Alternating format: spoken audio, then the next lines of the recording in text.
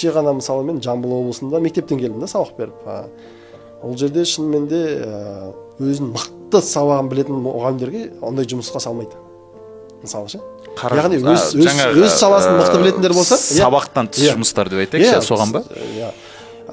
Яғни бұл жерде білімдінің уақыты келді да. Бұрында негізі әліпті таяқ деп білмейтін секілді, бәрі бірдей секілді болып көрінетін. Қазір негізі 5 саусағын бірдей аузына салмайды да. Біздің негізі билікте бір сабақ алды да. Мектепке барсаң, әйтеуір мықты білетін мұғалімдерді балалар сыйлайды да.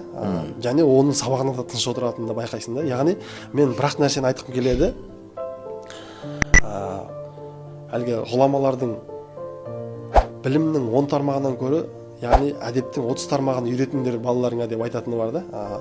Сол секілді біз сонымен өскен халықпыз ғой. Сондықтан әдебі біліміне сай, соған сай жүріс-тұрысы түзу мұғалім мамандығын білетін болса, оған көп жағдайда енді бір топастау басшылық болмаса, оған негізі жұмыс берген да, дайте человеку работать, өйткені сол ұбт-дан нәтиже шығарады да.